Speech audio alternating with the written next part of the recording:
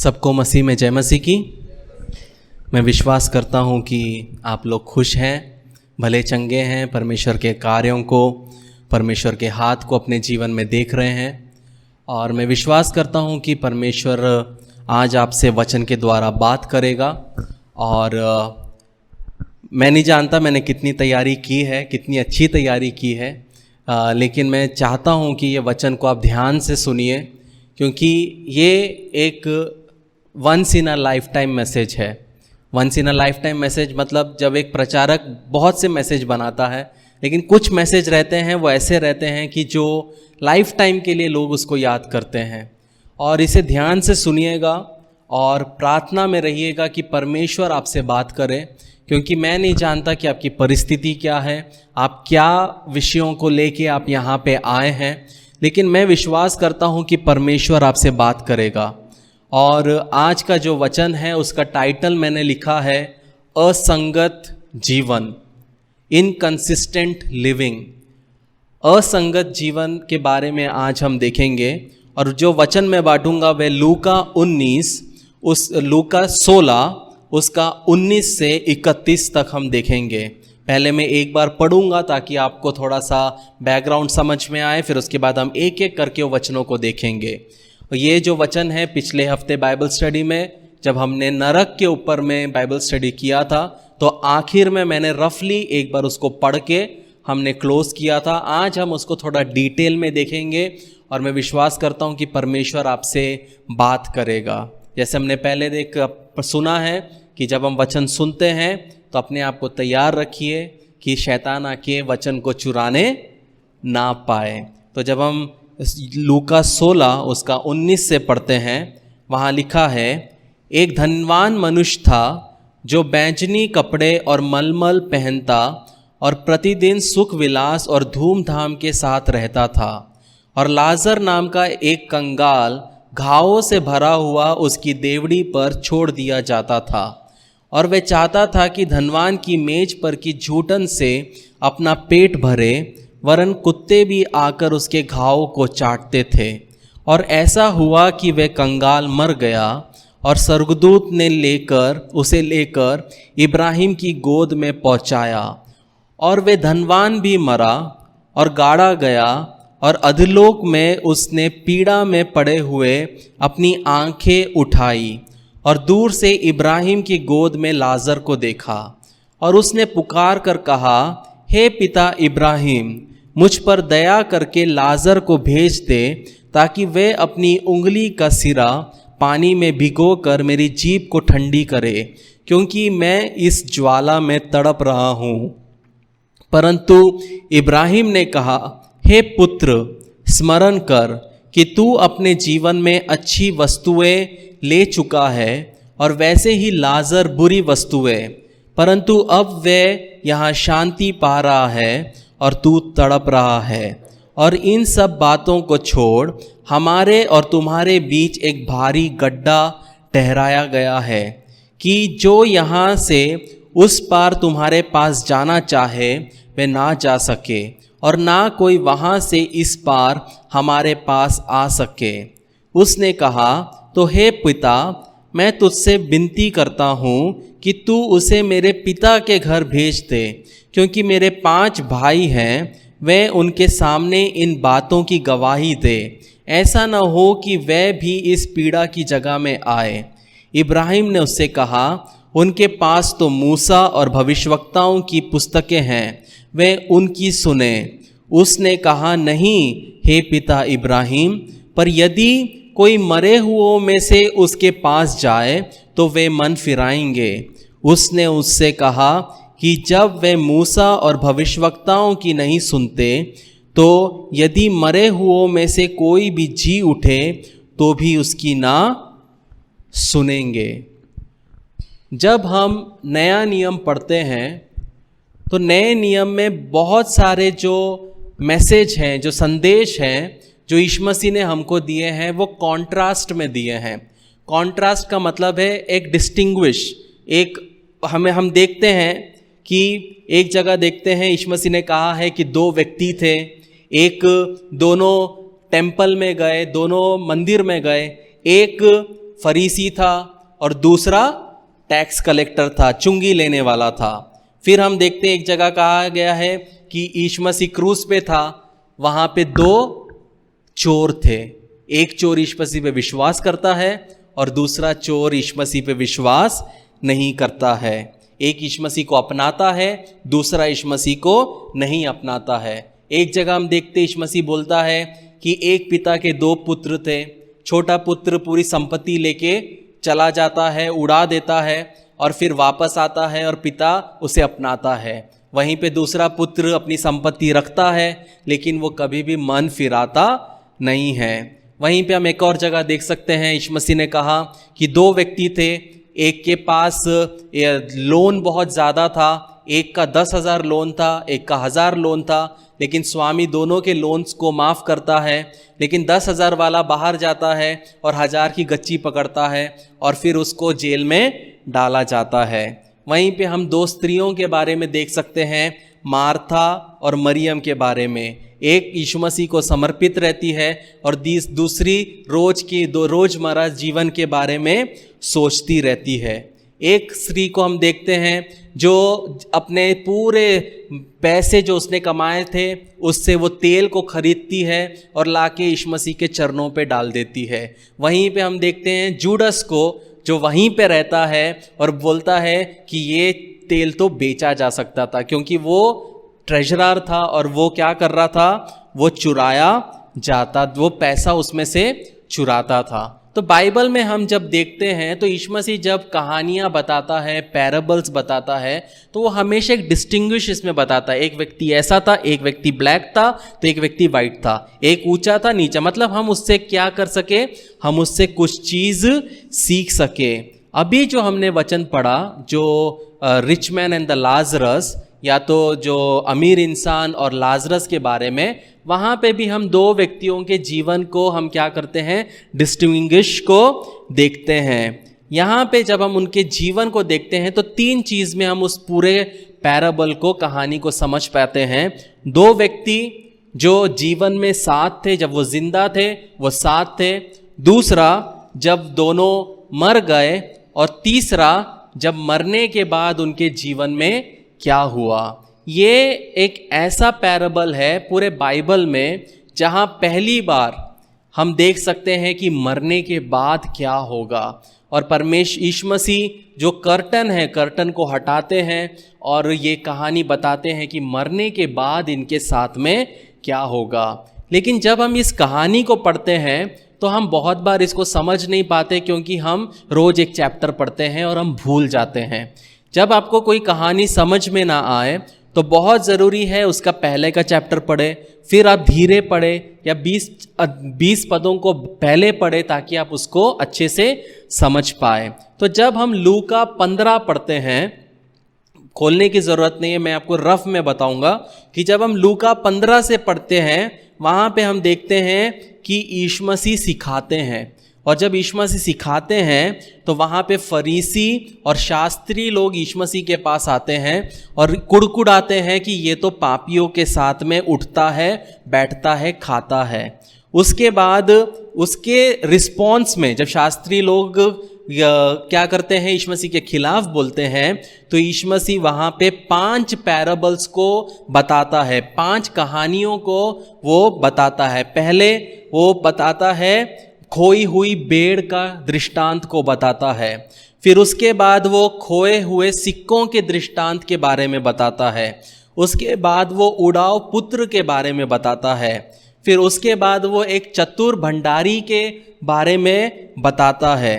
और जब वो 16वां अध्याय में आता है तब वो वहाँ पे रिच मैन और लाजरस, अमीर इंसान और लाजर के बारे में बताता है। तो ये सब चीज़ जब वो बताता है यीशु मसीह, वो किसके बारे में बता रहा है, फरीसियों के बारे में और शास्त्रियों के बारे में बताता है। जब हम लूका 16 उसका 14 पढ़ते हैं, लूका 16 उसका 14, वहाँ पे लिखा है, फरीसी जो लोभी थे ये सब बातें सुनकर उसे ठट्टे में उड़ाने लगे।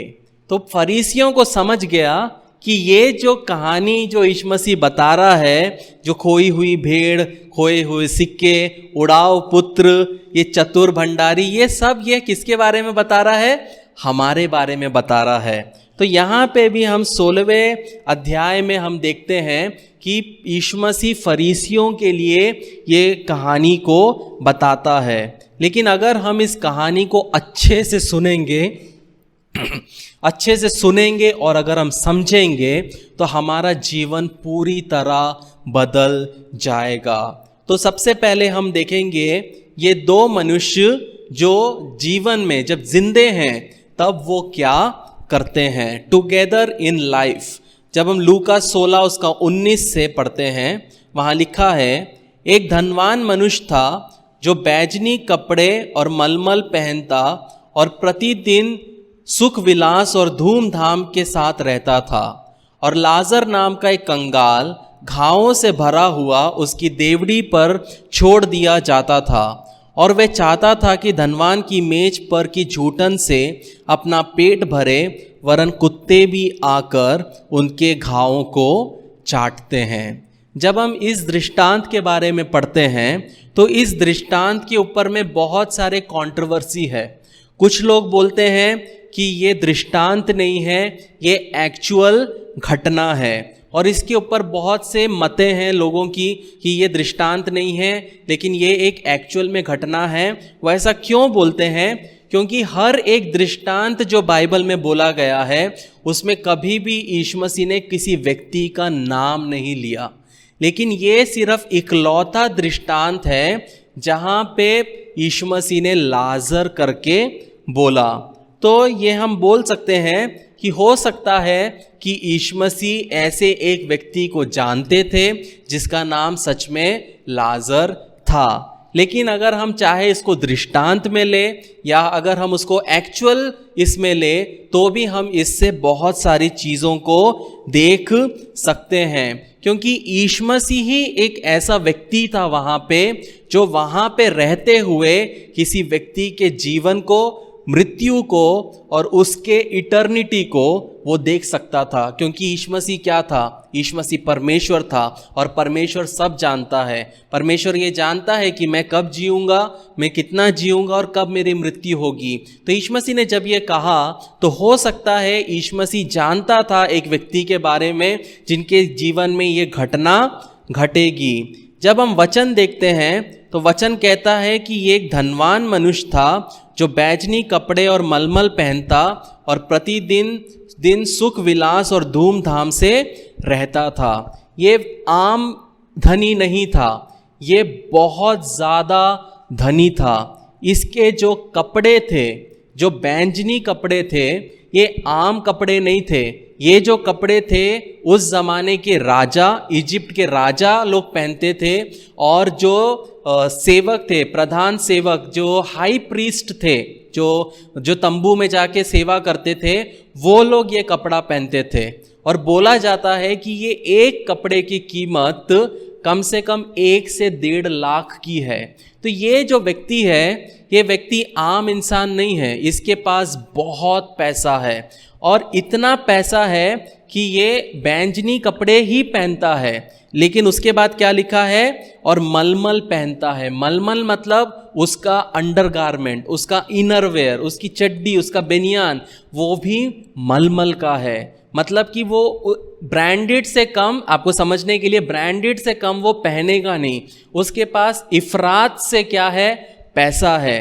क्यों समझना है? क्योंकि ये दृष्टांत को समझने के लिए बहुत ध्यान, सब चीज़ मुझे बताना बहुत ज़रूरी है। और ऐसा कुछ भी नहीं है कि ये व्यक्ति खरीद नहीं सकता।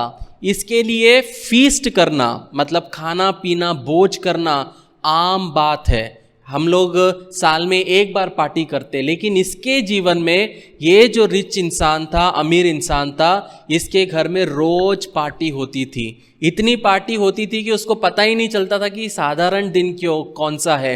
हर दिन ये व्यक्ति भोग विलास में, सुख चैन में इंजॉय करते हुए ये क्या करता था? ये जीता था। इसके आजू बाजू सब चीज़ लग्जूरियस थी, हर एक चीज़ अच्छी थी।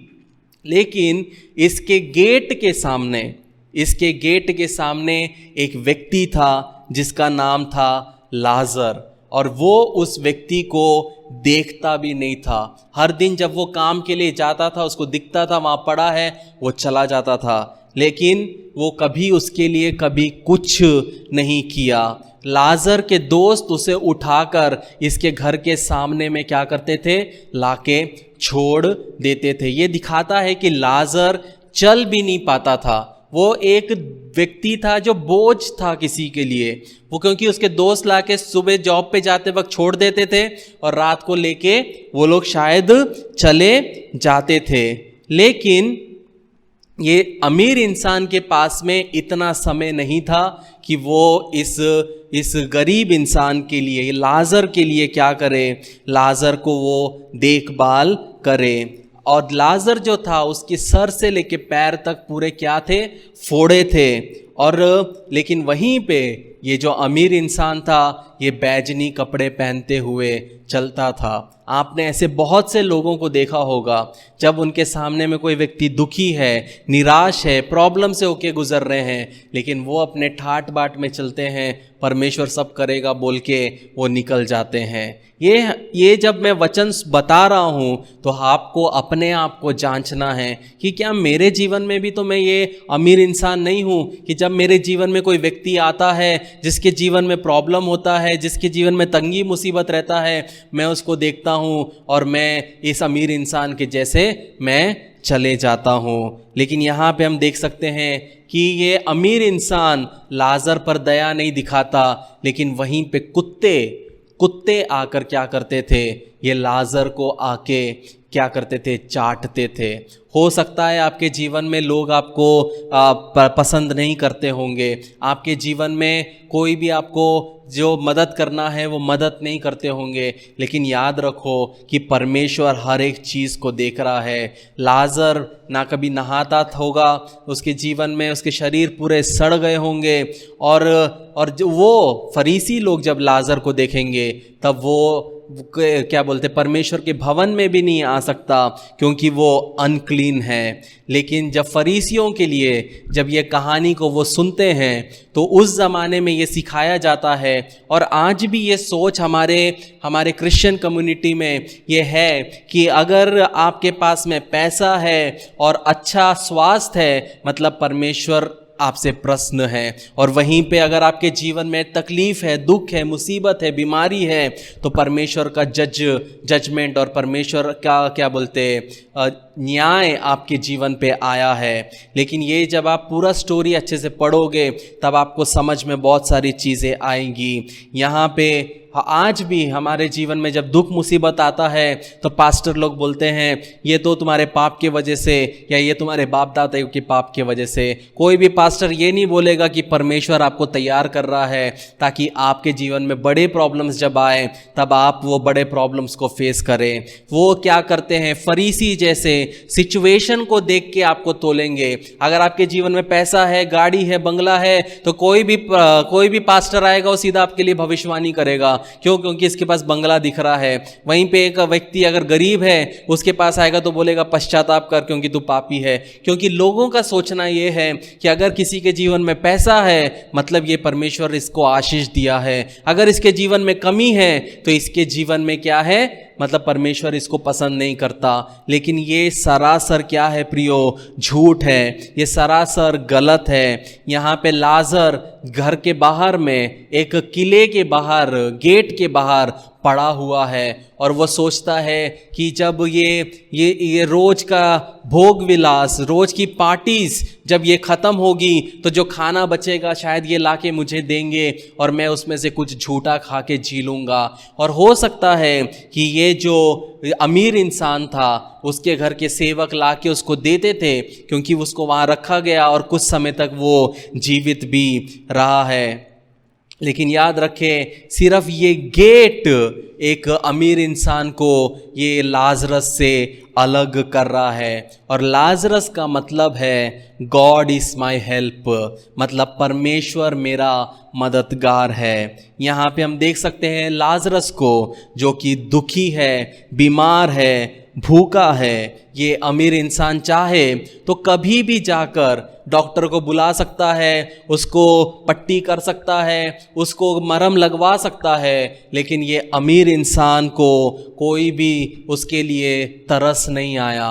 सेंट अगस्टिन करके एक परमेश्वर के दास ने ऐसा कहा कि जब यीशु मसीह ने जब ये दृष्टांत बताया, तो दृष्टांत बताते वक्त अमीर इंसान का नाम यीशु मसीह को नहीं मिला, लेकिन लाजरस का नाम मिला, क्योंकि जिस किताब से यीशु मसीह वो नाम को ढूंढ रहा था वो जीवन की पुस्तक था। याद रखिए प्रियो, आपका नाम जीवन की पुस्तक में होना बहुत आवश्यक है। ये ज़रूरी नहीं है कि दुनिया के जितने वर्ल्ड रिकॉर्ड और बड़े बड़े गिनीज बुक वर्ल्ड रिकॉर्ड में आपका नाम हो, लेकिन जीवन की पुस्तक में आपका नाम होना बहुत ज़रूरी है। और जब यीशु मसीह ने इस नाम को जांचा तो अमीर इंसान का नाम उसमें नहीं था, लेकिन गरीब इंसान का नाम वहाँ पे था। जब हम यहाँ पे देख सकते हैं, जब हम नीति वचन 10 उसका 7 पढ़ते हैं, वहाँ पे लिखा है, धर्मी को स्मरण करके लोग आशीर्वाद देते हैं,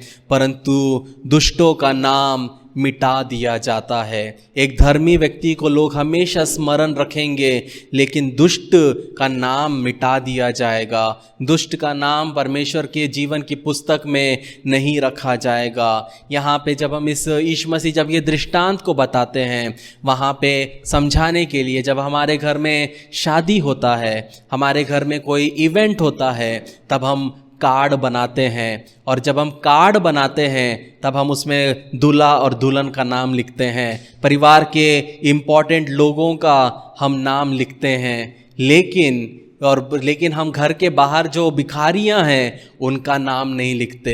लेकिन यहाँ पे जब यीशु मसीह ये दृष्टांत बताते हैं तो अमीर इंसान का नाम है ही नहीं। जब हम कार्ड बनाते हैं तो गेस्ट स्पीकर का नाम लिखा जाता है, गेस्ट्स का, स्पिरिचुअल गेस्ट या स्पीकर्स का, अनेक लोगों को जो हम बुलाते हैं उनका नाम लिखा जाता है, लेकिन गरीब का नाम कार्ड पे नहीं लिखा जाता है। लेकिन जब यीशु मसीह यहाँ पे ये दृष्टांत बताते हैं तब वो इस गरीब का नाम बताते हैं। ये मत बताता है प्रियो कि आप कितनी भी तंगी मुसीबत से क्यों ना जाए, आप कितने भी प्रॉब्लम से क्यों ना जाए, यीशु मसीह आपको नाम से जानता है। वो हर एक तारों को, वचन कहता है वो तारों को नाम से पुकारता है। मुझे नहीं पता आपने कभी तारों को गिनने की कोशिश की है, बचपन में मैंने बहुत कोशिश किया है, लेकिन मैं कभी गिन नहीं पाया हूँ। लेकिन यीशु मसीह परमेश्वर हर एक तारों को उसके नाम से जानता है। तो आपका नाम जो भी हो, आप बोल सकते हैं कि मेरा नाम परमेश्वर जानता है। जब यहाँ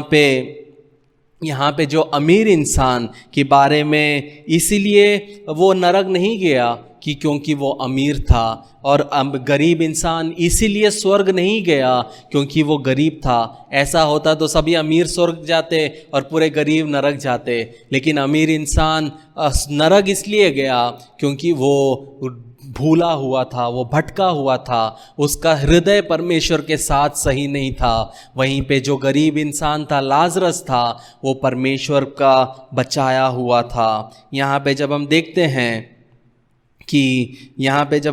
हैं जब ये अमीर इंसान जब इस पृथ्वी पर चला तब पूरे भोग विलास के साथ वो चला, लेकिन वहीं पे जब ये गरीब इंसान जब इस पृथ्वी पे था वो प्रॉब्लम से होते हुए गुजरा।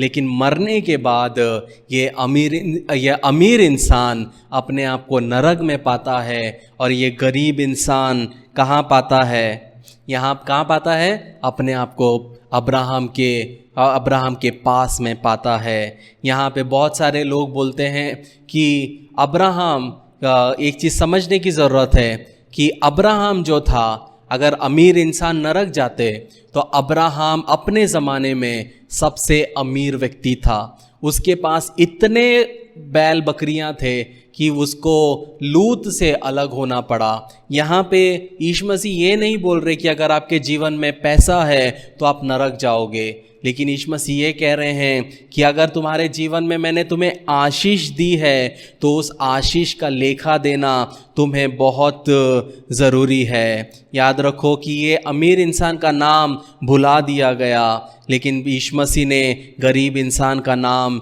नहीं भूला। याद रखिए प्रियो, हमारे जीवन में हमें जिस प्रकार हम जीते हैं, हमेशा हमें याद रखना है कि यीशु मसीह मेरा नाम कभी भूलना नहीं चाहिए। मेरा नाम कभी भी जीवन की पुस्तक में से मिटा दिया नहीं जाना चाहिए। अभी ये हमने देखा कि दोनों अमीर इंसान और लाजरस जब वो जीवित थे, बहुत से प्रचारक लोग जो रिच मैन है उसको डाइविस करके बोलते हैं। डाइविस का मतलब है लैटिन में रिच मैन करके। यीशु मसीह ने कोई रिच मैन का नाम नहीं बताया तो बहुत लोग उसको डाइविस करके बोलते हैं, और बहुत लोग प्रचार करते वक्त अमीर इंसान को डाइविस करके बोलते हैं। डाइविस का मतलब कुछ नहीं है, लैटिन में डाइविस बोले तो क्या है, अमीर इंसान, इतना ही है। तो जब हम 22 में पढ़ते हैं 16 उसका 22 वहाँ लिखा है, और ऐसा हुआ कि वे कंगाल मर गया और स्वर्गदूतों ने उसे लेकर इब्राहिम की गोद में पहुँचाया, और वे धनवान भी मरा और वे गाड़ा गया। यहाँ पे आप देख सकते हैं कि गरीब लाजरस पहले मरा, फिर भी अमीर इंसान बाद में मरता है। उसका मतलब क्या है? बहुत लोग ये बोलते हैं कि अमीर इंसान को परमेश्वर ने और समय दिया कि तू सुधर जा, तू बदल जा, तू अपने रास्तों को सीधा कर ले, लेकिन ये अमीर इंसान फिर भी नहीं बदला। और एक दिन इस अमीर इंसान के पास उसके सेवक लोग आए, और आने के बाद में उसको बोले कि वो लाजरस जो तेरे घर के सामने रहता था वो मर गया।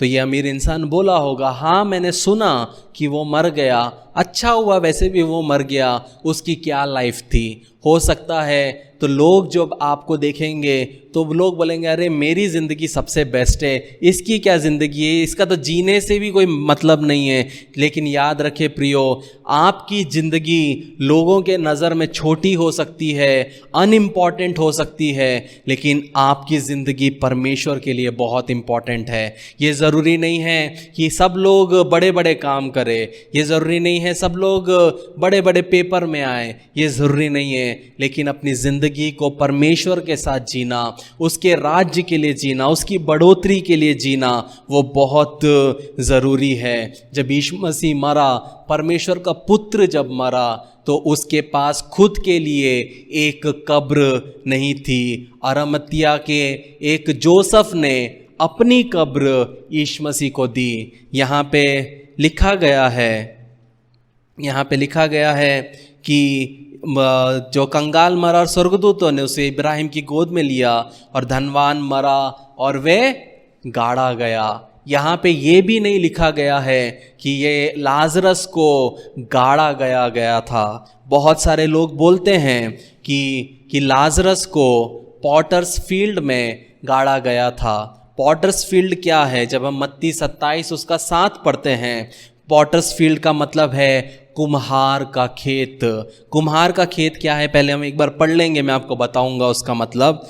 जब वहाँ पे लिखा है, सो उन्होंने सम्मति करके उन सिक्कों से परदेशियों के लिए गाड़ने के लिए कुम्हार का खेत मोल ले लिया। मत्ती 27 उसका 7।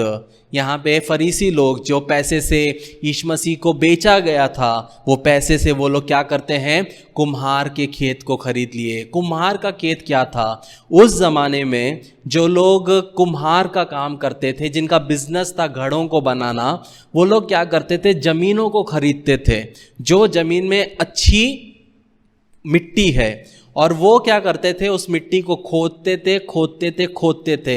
जब तक अच्छी मिट्टी रहती थी उसको खोदते थे, और उसके बाद जब वो ज़मीन कोई काम की नहीं रहती थी तो ये फरीसी लोग और अमीर ये लोग क्या करते थे, उसको खरीद लेते थे, ताकि उसमें जो गरीब लोग हैं, जो जिनके पास में पैसा नहीं है, जो लोग बाहर से आके रहते हैं, जिनका कोई भी देखने वाला नहीं है, उन लोगों को वहाँ पे गाड़ा जाता था। लेकिन मेरे हिसाब से जब हम पढ़ते हैं कि लाजरस मरा और गाड़ने का बात नहीं है, तो मेरे हिसाब से और बहुत से परमेश्वर के दास ये मानते हैं कि लाजरस को कभी गाड़ा ही नहीं गया था। बहुत से लोग हैं हमारे जीवन में, हम जानते हैं, वो इसीलिए एक जगह में रहते हैं क्योंकि मरने के बाद उनको गाड़ना है। वो अपने जीवन में क्या चाहते हैं, मरने के बाद मेरे को गाड़ने की जगह मिलनी चाहिए, मुझे अच्छी जगह गाड़ना चाहिए। लेकिन प्रियो, मरे हुए को गाड़ देंगे लोग, लेकिन आपका आत्मा बचना बहुत ज़रूरी है। तो मेरे हिसाब से जो लाजरस था, लाजरस को गाड़ा भी नहीं गया था। फिर उसको क्या किया गया था? वहाँ पे इस्राएल में एक जगह था गेहना करके। गेहना एक ऐसा जगह था जहाँ पे लोग आके अपने घर के कचड़े को क्या करते थे, फेंकते थे, और वहाँ पे हमेशा आग जली रहती थी। और वहाँ पे भी लोगों को बोला जाता है, जब वो मरते थे उनके पास कोई नहीं रहता था, तो वो शरीर को उठा के वहाँ पे फेंक दिया जाता है। तो वहाँ पे लाजरस को क्या किया, जाके उसके शरीर को उठा के फेंक दिया।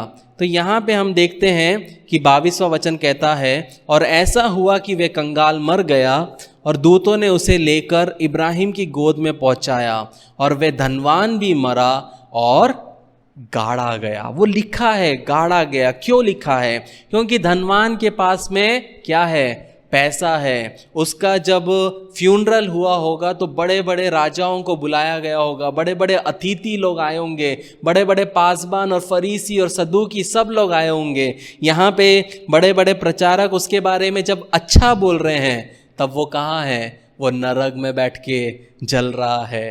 प्रियो, ये इम्पॉर्टेंट है। आपके मरने के बाद में लोग आपके बारे में बहुत अच्छा बोलेंगे और चले जाएंगे, लेकिन आप कहाँ होंगे, ये सबसे इम्पॉर्टेंट है। यहाँ पे लाजरस परमेश्वर के पास चला गया और वहीं पे ये धनवान व्यक्ति नरक में चला गया। उसने बहुत पैसा उड़ाया होगा, लेकिन उसका पैसा उसे बचा नहीं सका। प्रियो, आपके पास में पैसा हो सकता है, लेकिन पैसा आपके आत्मा को बचा नहीं सकता। पैसा देने से आप किसी के आत्मा को भी बचा नहीं सकते, लेकिन आप अपनी आत्मा को कैसे बचाएंगे? वचन के अनुसार चलते हुए, पश्चाताप करते हुए, रोज परमेश्वर के साथ जब चलेंगे, तब आप परमेश्वर के काम को देखने पाओगे। जब हम यहाँ पे देखते हैं, वहाँ लिखा है कि ऐसा हुआ कि वे कंगाल मर गया और दूत उसे लेकर इब्राहिम की गोद में ले गए। जब एक मसीही व्यक्ति मरता है, मुझे नहीं पता आपने कभी देखा है, लेकिन मैंने ऐसे सिचुएशंस में से होके गया हूँ जहाँ पे व्यक्ति ने मसीह को अपनाया और वो उसकी मृत्यु हुई है। बहुत पास में जब मैं हॉस्पिटल्स में गया, लेकिन जो व्यक्ति मसीह को अपना के मरता है, जब वो मरता है तब परमेश्वर क्या करता है? अपने दूतों को भेजता है, और वो दूत क्या करते हैं? वो व्यक्ति को, जो यीशु मसीह पे विश्वास करते हैं, वो दूत एस्कॉर्ट करके व्यक्ति को स्वर्ग में लेके जाते हैं। जब हम भजन संहिता 68 उसका 17 पढ़ते, खोलने की ज़रूरत नहीं है, वहाँ लिखा है कि परमेश्वर का रथ 20,000 वरन हज़ारों स्वर्गदूतों के स्वर्गदूत, हज़ारों स्वर्गदूत हैं। मतलब वो कुछ ट्रांसलेशंस में लिखा है इवन थाउजेंड्स ऑफ एंजल्स।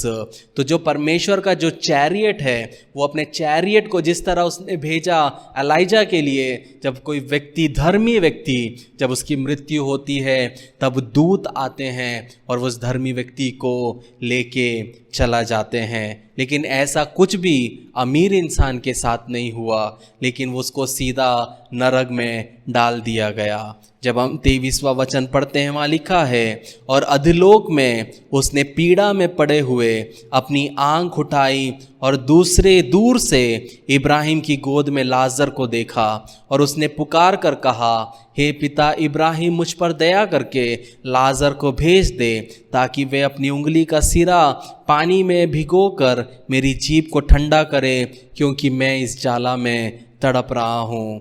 यहाँ पे दो चीज़ हम समझ सकते हैं जो नरक में है।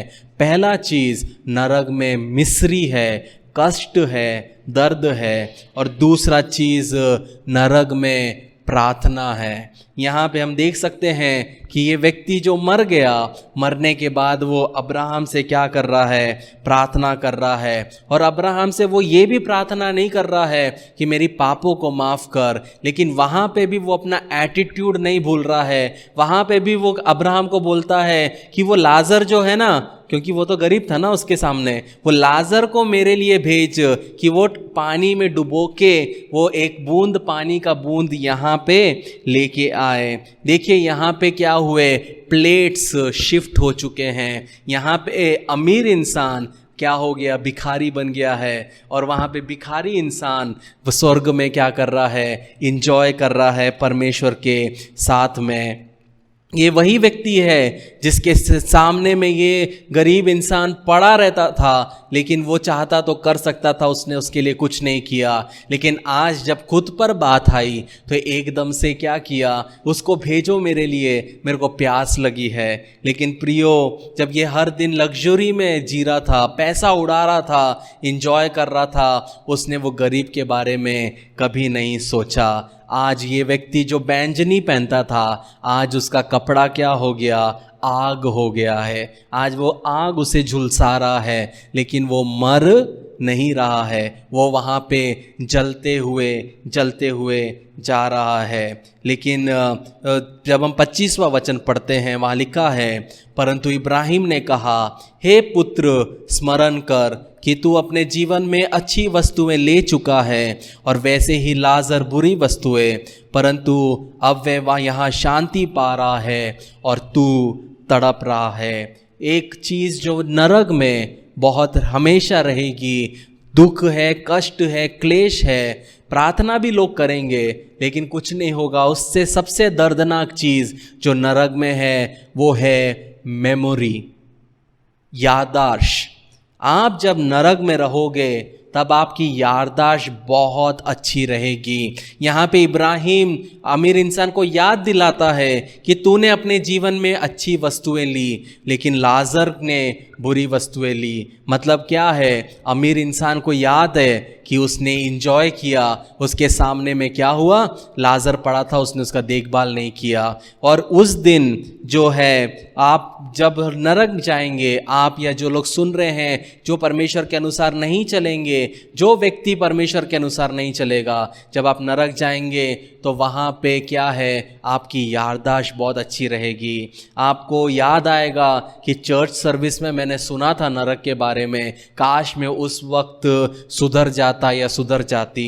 पास्टर इवांस ने बताया था वचन से कि नरक है, लेकिन काश मैं सुनता, लेकिन मैंने नहीं सुना। मेरे माता पिता ने मुझे बताया कि अच्छे से चल, वचन के अनुसार चल, नहीं तो तू नरक जाएगी या नरक जाएगा। काश मैं तब सुन लेती या सुन लेता। आपको याद आएंगे आपके अच्छे दोस्त जो आपको बोलेंगे सिगरेट मत पी, दारू मत पी, लेकिन आपको तब वो याद आएगा, काश मैं तब सुन लेता। लेकिन याद रहे प्रियो, एक बार आपकी मृत्यु हो गई, उसके बाद आप कभी भी वापस नहीं आ सकते, आप कभी भी सुधर नहीं सकते। आप कितना भी पश्चाताप कर लो, आप कुछ भी सुधर नहीं पाओगे। जब हम 26वां वचन पढ़ते हैं, वहाँ लिखा है, और इन सब बातों को छोड़ हमारे और तुम्हारे बीच एक भारी गड्ढा ठहराया गया है, जो यहाँ से उस पार तुम्हारे पास जाना चाहे वे ना जा सके, और ना कोई वहाँ से इस पार आ सके। अब्राहम कहता है कि तुम्हारे और मेरे बीच में एक बहुत बड़ा गड्ढा है, मैं चाहकर भी वहाँ नहीं आ सकता और तू वहाँ से कोई यहाँ नहीं आ सकता। कहने का मतलब क्या है, जिस दिन आप अपने जीवन को यीशु मसीह को देते हो, उस दिन आप अपना इटर्निटी डिसाइड करते हो। आप अगर आज यीशु मसीह को विश्वास करते हैं, यीशु मसीह के साथ चलते हैं, तो आपको पता है कि आप कहाँ जा रहे हैं। लेकिन अगर आप याद रखिए, अगर आप यीशु मसीह को नहीं मानेंगे, उसके बताए हुए रास्ते पे नहीं चलेंगे, तो याद रखो एक गड्ढा है जहाँ से आप कभी भी आ नहीं सकते। बाइबल में कि मरने के बाद कोई भी सेकंड चांस नहीं है। जब हम जी रहे हैं, आज हमारे पास मौका है, अभी मेरे पास मौका है, मैं अभी घुटनों पे आके पश्चाताप कर सकता हूँ। मैं कल के बारे में मैं नहीं बोल सकता।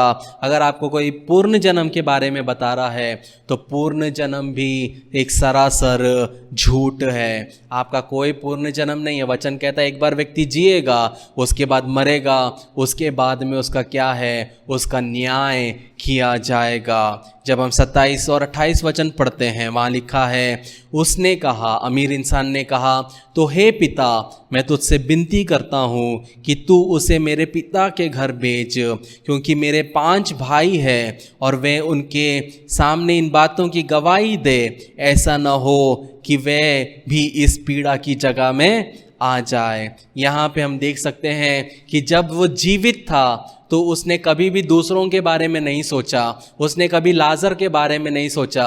जैसे ही वो नरक में आता है तो वो एकदम से मिशनरी बन जाता है। नरक में आने के बाद मिशनरी बन के सोचने लग जाता है। एकदम से सोचता है कि मेरे भाई लोग तो जिंदा हैं, तो प्रभु तू अब्राहम तू एक काम कर, तू ना लाजर को भेज दे। ये नहीं बोल रहा किसी स्वर्गदूत को भेज दे, कुछ और, लाजर को भेज, क्योंकि वो गरीब है ना, तू उसको भेज, वो उसी के लायक है। तू लाजर को भेज कि वो मेरे भाइयों के पास जाए, ताकि वो भाइयों को बताए कि तू यहाँ पे मत आ, क्योंकि ये जगह क्या है, यहाँ पे ये जगह तुम्हारे लायक नहीं है। नरक ऐसी जगह नहीं है प्रियो जहाँ पे जाके हम इंजॉय कर सकते हैं। मैंने एक पासबान को सुना, वो कह रहे थे जब उन्होंने एक व्यक्ति को परमेश्वर के बारे में बताया तो उसने बोला कि नहीं, मुझे यीशु मसीह नहीं चाहिए, मैं नरक में जाके अपने दोस्तों के साथ एंजॉय करना चाहता हूँ। जब वो नरक जाएगा तब उसको पता चलेगा कि नरक में क्या होता है। नरक फेलोशिप की जगह नहीं है प्रियो। नरक एक ऐसी जगह है जहाँ पे कोई जाना नहीं चाहता या कोई जाना नहीं चाहिए। इसीलिए परमेश्वर ने अपने इकलौते पुत्र को आपके और मेरे लिए क्या किया, त्याग दिया। याद रहे प्रियो, ये अमीर इंसान जब वो नरक में है तब वो सोच रहा है कि मेरे 5 भाई हैं, वो यहाँ आना नहीं चाहिए। तो सोचिए, जो लोग अभी नरक में होंगे वो लोग अपने परिवारों के बारे में सोच रहे होंगे कि ये कभी आना नहीं चाहिए, इनके बारे में इनको कौन बताएगा कि ये यहाँ नहीं आना चाहिए। ये तड़प रहा है, लेकिन इसके अंदर में क्या है, एक खोट भी है। क्या खोट है? ये एक यहूदी था, ये अब्राहम की संतान था, परमेश्वर के वचनों को जानता था, लेकिन वो कभी उसके अनुसार चला नहीं। वो अपने रास्ते पे चला, भोग विलास में चला, पैसा उड़ाया, एंजॉय किया, पाप किया, सब किया। लेकिन आज मरने के बाद उसको समझ में आ रहा है उसकी गलती क्या है। अगर आपके जीवन में आपको परमेश्वर मौका देता है और अगर आप दूसरे को वचन नहीं बताओगे, एक दिन अगर वो नरक जाता है तो आप हमेशा उस मौत के जिम्मेदार रहोगे और हमेशा आप उस दर्द के साथ जलोगे कि काश मैं उस व्यक्ति को यीशु मसीह के बारे में बताता, काश मैं उस व्यक्ति को यीशु मसीह के बारे में बताती। अगर बताई होती तो क्या होता, उसका आत्मा बच जाता। यहाँ पे वो दर्द के मारे, अमीर इंसान क्या कर रहा है, वो दर्द के मारे तड़प रहा है कि मेरे भाइयों को जाके बचाओ। लेकिन क्या होता है, जब हम 29वां वचन पढ़ते हैं, वहाँ लिखा है, इब्राहिम ने उससे कहा, उनके पास तो मूसा और भविष्यवक्ताओं की पुस्तकें हैं, वे उनकी सुने। उसने कहा, नहीं है पिता इब्राहिम, पर यदि कोई मरे हुओं में से उनके पास जाए तो वे मन फिराएंगे। उसने उससे कहा कि जब वे मूसा और भविष्यवक्ताओं की नहीं सुनते तो यदि मरे हुओं में से कोई भी जी उठे तो भी उसकी नहीं मानेंगे। यहाँ पे हम देख सकते हैं 30वें वचन में, इतना समय जब वो नरक में रहा, उसको समझ गया कि उसने अपने जीवन में पश्चाताप नहीं किया।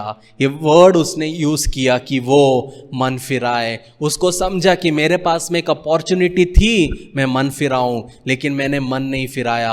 अभी वो चाहता है कि उसके भाई क्या करे, जाके मन फिराए। लेकिन इब्राहिम ने क्या बोला, उनके पास में भविष्यवक्ताओं की पुस्तकें हैं, उनके पास मूसा है जो कि ओल्ड टेस्टमेंट है।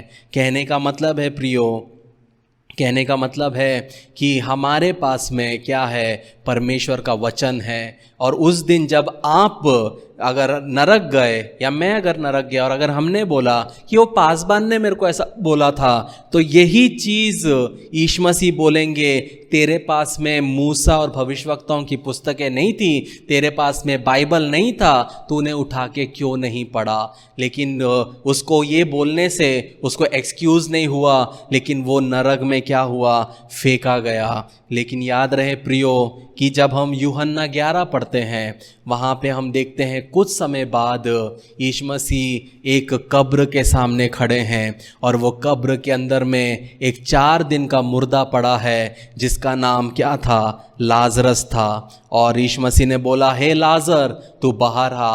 और 4 दिन का मरा हुआ लाजर क्या हुआ, वो बाहर आ गया। तो जैसे वो जिंदा हुआ तो क्या पूरे यहूदी लोग विश्वासी हो गए? क्या सबने विश्वास किया? जब हम यूहन्ना 12 उसका 9 से 11 पढ़ते हैं, वहाँ पे हम देखते हैं यूहन्ना 12 9 से 11, वहाँ लिखा है, यहूदियों में से साधारण लोग जान गए कि वह है, और वह ना केवल यीशु के कारण परंतु इसलिए कि लाजर को देखे जिसे उसने मरे हुओं में से जिलाया था। तब महायाजक ने लाजर को भी मार डालने की सम्मति की, क्योंकि उसके कारण बहुत से यहूदी चले गए और यीशु पर विश्वास किया। यहाँ पे जब एक इतना बड़ा चमत्कार हुआ, जब एक लाजरस जिंदा किया गया, तो क्या हुआ, वो फरीसी लोग उसे भी मार डालने की सोचे।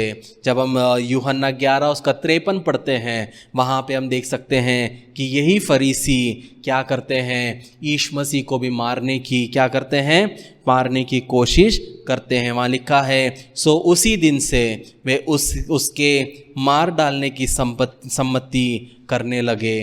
कहने का मतलब है प्रियो, हम सोचते हैं कि अगर मैं प्रार्थना करता और लंगड़े चलते, अंधे देखते, मुर्दे जिंदा होते तो लोग विश्वास करते।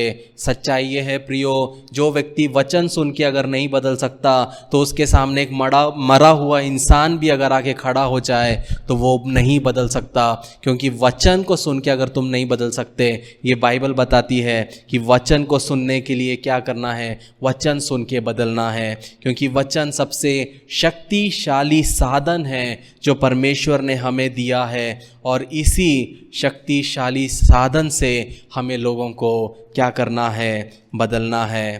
प्रियो, याद रहे कि हम सबके पास में एक मौका है। आज वो समय है कि हम अपने आप को बदल सकते हैं। हम कभी नहीं सोचते इस चीज़ के बारे में कि हम मरने के बाद कहाँ जाएंगे, लेकिन ये याद रहे हर दिन आपको सोचना है, क्योंकि आपको नहीं पता कि यहाँ से जब आप बाहर निकलोगे कौन सा ट्रक का ब्रेक फेल होगा और वो आपके ऊपर से चला जाएगा। उसके बाद रोके धोके उपवास प्रार्थना करके नरक में कोई मतलब नहीं है। अभी वो समय है, आज वो समय है जब आप अपने जीवन को बदल सकते हैं, अपने आप को बदल सकते हैं, अपना एक रिश्ता परमेश्वर के साथ बना सकते हैं। क्योंकि ये मत सोचो चमत्कार होगा तो ही होगा, चमत्कार होगा तो लोग आएंगे चमत्कार को देख के, लेकिन जब वो वचन बोला जाएगा वो चले जाएंगे। यीशु मसीह के साथ भी बहुत भीड़ थी। क्यों भीड़ थी? क्योंकि उनको चमत्कार देखने था और खाने को मुफ्त में मिलता था। वैसे लोग बहुत आएंगे, लेकिन याद रहे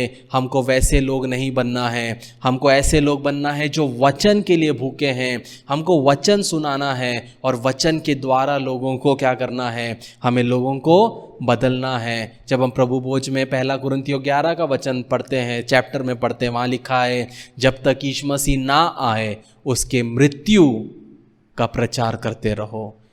जब आप मृत्यु का प्रचार करेंगे लोगों का जीवन बदलेगा। जब हम 1 यूहन्ना 5 उसका 11 से 12 पढ़ते हैं, वहाँ लिखा है कि वह गवाही ये है कि परमेश्वर ने हमें अनंत जीवन दिया है और ये जीवन उसके पुत्र में है। 12वां वचन कहता है, जिसके पास पुत्र है उसके पास जीवन है, और जिसके पास परमेश्वर का पुत्र नहीं उसके पास जीवन भी नहीं। अगर आपके पास में यीशु मसीह है, आपको कोई डरने की ज़रूरत नहीं है। मुझे मौत से डर नहीं लगता, क्योंकि मैं जानता हूँ कि मैं परमेश्वर के साथ में सही हूँ। अगर आपको मौत से डर लगता है, अगर आपको मरने के बाद क्या होगा ये सोच भी आता है, तो ये समझ लीजिए प्रियो कि आपको अपने आप को जांचने की ज़रूरत है। आपको परमेश्वर के साथ में एक रिश्ता बनाने की ज़रूरत है। जब हम प्रकाशित वाक्य 3 उसका 17 पढ़ते हैं, सब प्रकाशित वाक्य 3 उसका 17 पढ़ते हैं, वहाँ लिखा है,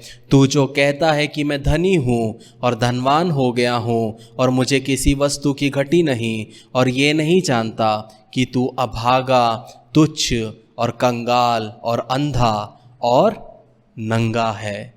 हम अपने पैसों को लेके परमेश्वर के सामने बोल सकते हैं, देखो लोगों को बोल सकते हैं, मेरे पास देखो कितना सारा पैसा है, कितने सारी गाड़ियां हैं, कितने सारे घर है, प्रॉपर्टी है। लेकिन जब परमेश्वर हमको देखता है तो परमेश्वर क्या बोलता है, तू अभागा है, तू तुच्छ है, तू कंगाल है, तू अंधा है और तू नंगा है। इसलिए प्रियो, पैसा अगर आपके जीवन में है तो पैसा क्या है? परमेश्वर हमको पैसा देता है। जैसे हम अपने पैसे को एफडी करते हैं, हम बैंक को पैसा देते हैं ताकि बैंक क्या करे, उस पैसे को बढ़ा के दे। वैसे ही हमारे जीवन में जब परमेश्वर हमें आशीष देता है, हमें एक अच्छा भंडारी बनते हुए ये सोचना है कि अगर परमेश्वर ने मुझे पैसा दिया है, ये पैसा का मुझे उसको एक लेखा देना है।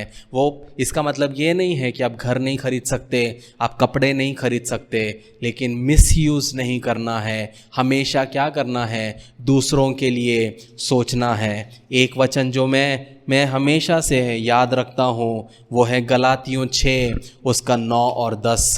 याद रखे प्रियो, ये वचन के आधार पर आपको और मुझे हमेशा ज़िंदगी में चलना है। इसमें क्या लिखा है, हम भले काम करने में हियाव ना छोड़े, क्योंकि यदि हम ढीले ना हो तो ठीक समय पर कटनी काटेंगे। इसलिए जहाँ तक अवसर मिले हम सबके साथ भलाई करें, विशेष करके विश्वासी भाइयों के साथ। ये वचन मैं हमेशा स्मरण रखता हूँ। क्यों? मैं एक ऐसा व्यक्ति हूँ, मैं हमेशा ढूंढता हूँ कि मैं किसके लिए एक आशीष का कारण बन सकूँ। क्यों? क्योंकि ये वचन कहता है, 9वां वचन जब कहता है, क्या लिखा है, ठीक समय पर कटनी काटेंगे। प्रियो, मैं एक ऐसे घर में रहता हूँ जिस घर को मैंने बनाया नहीं, जिस घर के बारे में मैंने कभी सोचा नहीं, लेकिन मैं एक ऐसे घर में रहता हूँ, मैं ऐसी गाड़ियाँ चलाता हूँ, ये सब परमेश्वर का दिया हुआ है। लेकिन उसके पीछे 15 साल का सैक्रिफाइस है। जब परमेश्वर ने कुछ दिया अपने बारे में ना सोचते हुए, परिवारों के लिए, अपने परिवार नहीं, मैं बहुत कम अपने परिवार के लिए किया, लेकिन मसीही भाई बहनों के लिए मैंने हमेशा सोचा। और जब मैंने मसीही भाई बहनों के लिए सोचा, परमेश्वर ने मेरे लिए सोचा। और जो उसने सोचा, अगर मैं आपको बताऊंगा तो आप विश्वास भी नहीं करोगे, क्योंकि इस तरह परमेश्वर का काम होता है। कहने का मतलब क्या है प्रियो, ये कभी मत सोचिए कि आप अगर किसी की मदद कर रहे हैं, किसी भिखारी को कुछ दे रहे हैं, आपका भाई नीड में है और आप बोलेंगे मैं प्रेयर करूंगा, लेकिन कुछ नहीं कर रहे हैं, ये मत सोचिए आपने पैसा बचाया है। लेकिन याद रखिए, हर एक बीज जो आप एक परिवार में बोते हैं, एक गरीब इंसान के जीवन में बोते हैं, वो लाख गुना करके वापस आता है। प्रियो, हमें एक ऐसा विश्वासी बनना है। हमारा चर्च का स्लोगन क्या है, becoming a church that cares well for the abused. एक ऐसी कलीसिया बनना है जो ऐसे लोगों के साथ खड़ा होता है, जो गरीब हैं, जो लाचार हैं, जिनके जीवन में दुख है, मुसीबत है, उनके लिए खड़े होने के लिए। वो ऐसी एक कलीसिया हमें बनना है जो लोगों के बारे में सोचती है। सिर्फ ये नहीं कहना है परमेश्वर करेगा, ये नहीं कहना है मैं तुम्हारे लिए प्रार्थना करूँगा, कुछ करना है। हो सकता है हम हज़ारों लोगों के लिए नहीं कर सकते, लेकिन हम एक जन के लिए बिल्कुल कर सकते हैं। हो सकता है हम 10 साल तक नहीं कर सकते, लेकिन जब तक हम कर सकते हैं हमें करना है। मेरे ज़िंदगी में हमने लोगों को मदद किया है, लेकिन जब तक हो सका तब तक किया, फिर परमेश्वर के हाथ में दिया। उस तरीके से हम जब अपने जीवन को जीते हैं, तब परमेश्वर अपनी आशीषों से हमारे जीवन में क्या करता है, हमें आशीष देता है, हमें कभी भी ऐसा नहीं करना है। जब लोग ज़रूरत में हैं उनको कभी भी तुच्छ नहीं जानना है, हमेशा भाई की तरह, वो एक बहन, मसीह में बहन की तरह खड़ा होना है। किसके लिए? 10वां वचन क्या कहता है? 10वां वचन कहता है, इसलिए जहाँ तक अवसर मिले, मतलब हमें अवसर जीवन में क्या करेंगे? मिलेंगे। जहाँ तक अवसर मिले हम सबके साथ भलाई करें। ऐसा नहीं कह रहा कि हिंदू के साथ मत करो, मुस्लिम के साथ मत करो, सिख के साथ मत करो, सबके लिए भलाई करो, लेकिन विशेष करके विश्वासी भाइयों के साथ।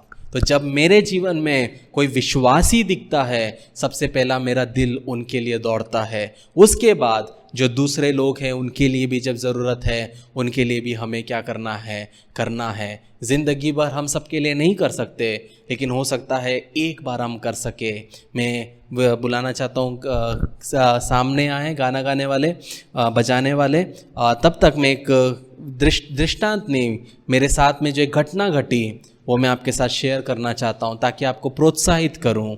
एक बार मैं सदर से आ रहा था, तब मैं 17-18 साल का था। सदर से मैं चल के जा रहा था नोवेल्टी के सामने से, और वहाँ पे एक बुज़ुर्ग इंसान मुझे दिखा। और ये बुज़ुर्ग इंसान को जब मैंने पीछे से देखा तो उसके हाथ पूरे कोड़ थे और उसकी उंगलियाँ पूरी गली हुई थी और पूरा पस आ रहा था। और वो एक कार वाले के सामने जाकर अपने कांच से ऐसे कर रहा था कि मुझे कुछ दे। मैं दूर से चलते हुए आ रहा था, मेरी नज़र उसके और गई। मेरे तब पैसे नहीं थे, कुछ नहीं थे, मेरे हाथ में सिर्फ 10 रुपये थे। मैंने वो 10 रुपये उठाया, मैं उसके पास गया। वो पीछे कांच में कर रहा था, कार में बैठा हुआ 10 रुपये नहीं दे सकता, लेकिन मैं उसके पीछे गया। मैंने उसको ऐसे करके बुलाया और मैंने उसको बुला के, उसने मुझे देखा और मैंने उसके हाथ में 10 रुपये दिया। ये आज की बात नहीं है, 10 साल पुरानी बात होगी। तब 10 रुपये कुछ थे, मायने रखते थे। जब मैंने उसको देखा, वो बोल नहीं सकता था, वह आ करके उसने मेरे मुंह को छुआ, उसने मुझे चूमा। और जब ये चीज़ हो रहा था, वहाँ पे जितने भी जो रेडी वाले थे, जितने भी सब्जी वाले थे, जितने भी लोग जा रहे थे, सब रुक कर देख रहे हैं, ऐसे देख रहे हैं जैसे मैंने लाख रुपए दिया। प्रियो, हमारे पास ज़रूरी नहीं है कि लाख रुपए होगा तो मैं कुछ करूँगा। हमारे पास जितना है उतने में से हमें थोड़ा थोड़ा करके सबके लिए हमें करना है, क्योंकि उसी लिए हम बुलाए गए हैं, उसी लिए हम चुने गए हैं। 9वां वचन क्या कहता है? 9वां वचन कहता है, हम भले काम करने में हियाव रखें। हमें भले काम करने के लिए चुना है। अगर वो अमीर इंसान भले काम करता, उसके सामने लाजर पड़ा था, वो लाजर को देखभाल करता, वो समरी व्यक्ति के जैसा उसको मरहम लगाता, उसका ध्यान रखता, तो वो भी स्वर्ग में होता था। कहीं नहीं लिखा कि वो शराबी था, कहीं नहीं लिखा वो व्यभिचारी था, कहीं नहीं लिखा वो पियक्कड़ था। सिर्फ एक चीज़ था, परमेश्वर ने उसको पैसा दिया, परमेश्वर ने उसको आशीष दिया, लेकिन आशीष के साथ में उसके सामने एक परीक्षा भी रखा, एक टेस्ट भी रखा। वो टेस्ट था लाजर। हमारे जीवन में ये मत सोचो मेरे जीवन में जब 10 लाख आएगा तो मैं ये कर दूंगा, वो कर दूंगा। अगर मैं हमेशा एक चीज़ बोलता हूँ, अगर आप 10 रुपये में विश्वास योग्य नहीं रहे तो कभी मत सोचना लाख रुपए आपके जीवन में आएंगे। वचन कहता है जो कम में विश्वास योग्य है उसे परमेश्वर और देता है। अगर आप चाहते अपने जिंदगी में बढ़ोतरी पाना, अगर आप चाहते जीवन में परमेश्वर के आशीषों को देखना, कम में विश्वास योग्य रहो। मैंने जब परमेश्वर के सेवकाई की शुरुआत की, मेरे पास कोई सपोर्टर नहीं था, कोई स्पॉन्सर नहीं था। 800 रुपये मिलता था, वो भी एक सिस्टर फिजी से मुझे भेजती थी। कुछ महीने भेजी, फिर उन्होंने भी बंद कर दिया, लेकिन वो 800 रुपये में मैं अपना महीना निकालता था। वहाँ से परमेश्वर आज यहाँ तक लेके आया है। प्रियो, विश्वास योग्य।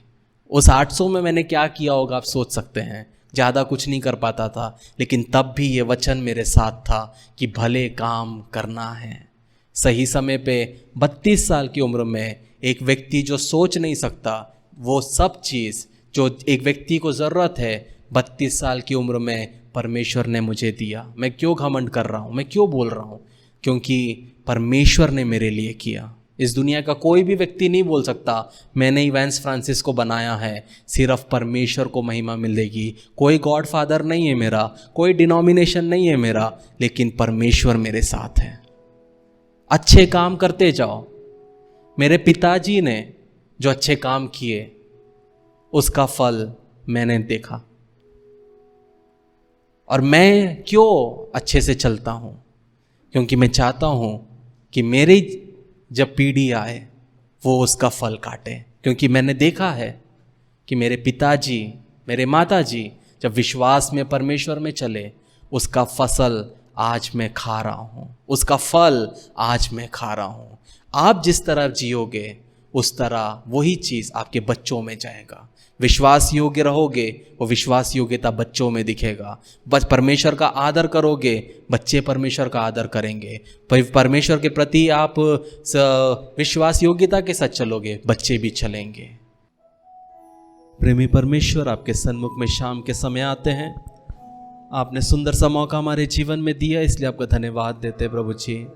कुछ समय प्रभु जी आपके वचन से सीखने के लिए, आपकी आराधना करने के लिए प्रभु जी, फिर आपके वचन से सुनने के लिए आपने हमें मदद किया। धन्यवाद देते प्रभु जी।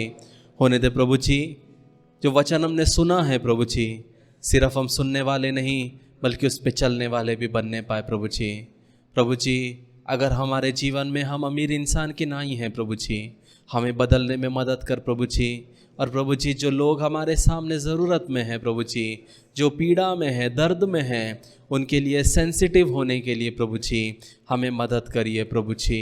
और प्रभु जी, हम जो प्रभु जी जो लोग यहाँ पे हैं, जिस तरह प्रभु जी लाजरस के जीवन में फोड़े थे, दर्द थे, पीड़ा थे, अगर कोई व्यक्ति यहाँ पे है जो बीमार है प्रभु जी, शारीरिक क्लेश से होके जा रहा है, वो परिवार में कलह है प्रभु जी, दुख दर्द मुसीबत है प्रभु जी, हर एक के जीवन में प्रभु जी एक पूर्ण चंगाई की घोषणा हम करते हैं प्रभु जी।